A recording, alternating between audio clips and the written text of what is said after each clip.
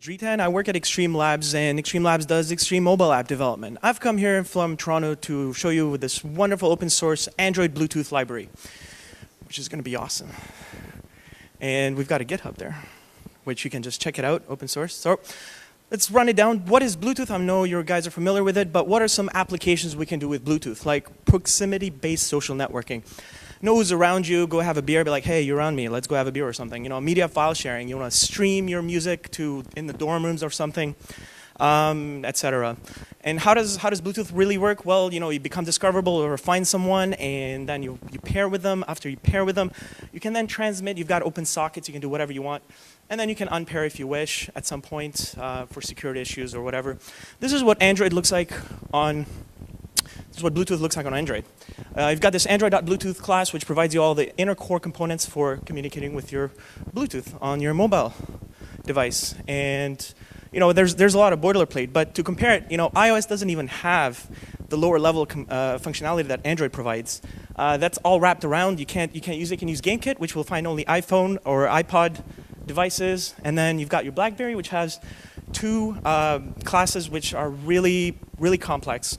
So what is JoyTooth? JoyTooth is this open, high-level, open-source library which will allow you to wrap around the common Android functionality, and you know, it's extensible, it's open source, you can customize it however you want. It's really easy to add it. For instance, you create a new folder, drop in the jar that you can download on the Git, right-click, add to build path, and you're pretty much set to add JoyTooth in your application really easily. Now you can add Android anywhere in your application. So to show you an example, we have this thing called teeth. There's teeth and tooth. Teeth is when you become a host so that someone can join you, and that's called toothing.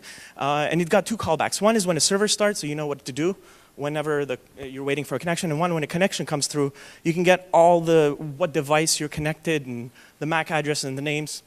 And how is JoyTooth comprised? Well, there's a static class and an instance class. The static class will allow it for provide useful methods for the from the instance object, and the instance class has all the useful methods for communicating with Bluetooth. So to show you an example, this is really messy. Here we're scanning for devices around us. What you'd have to do in normal Android is that you have to set a listener for every action, and then when the action happens, you have to extract the name and the device and all that. This is how JoyTooth does it. It's one function. You get a callback when discovery starts, and then finally when a device is found, you just get it.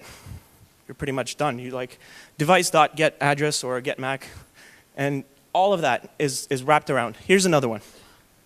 Prompting to become visible.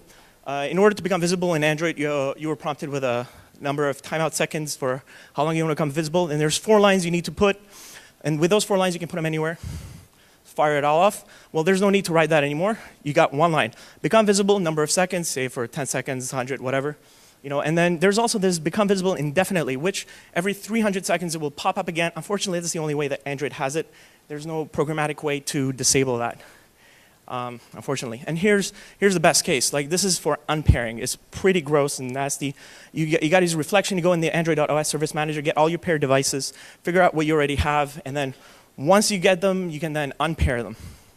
So lucky for us, we have one single function which will unpair based on the MAC. So essentially you get all bonded devices, and then you say, hey, unpair this MAC address from my device. And that's like the simple method for unpairing. You don't have to rewrite the whole thing. Okay, and one more, like, there's a whole bunch, but this is one of the cool. Ensure Bluetooth is on. Throughout your activity lifecycle, if you want to make sure that your Bluetooth remains on pause and start or whatever, you don't have to do any of your code. Just call this function, ensure Bluetooth is on, and it will automatically turn it on if it's not, and if it can't, it will return an error. So I've also included this demo library which utilizes the functionality that JoyTooth has, and you could easily import it, you could use it. These are some of the functionalities that we provide, like scanning, pairing, discovering. That's what it looks like. The thing on the green there, it's a host that's become, because JoyTooth automatically renames a device to being a host so that clients know to find it. And it's green. And if it's paired, there'll be a different icon there. But that's how the demo app looks like. And if you have any questions, please come get me or email me or check it out on GitHub, do a pull request if you want. And that's it.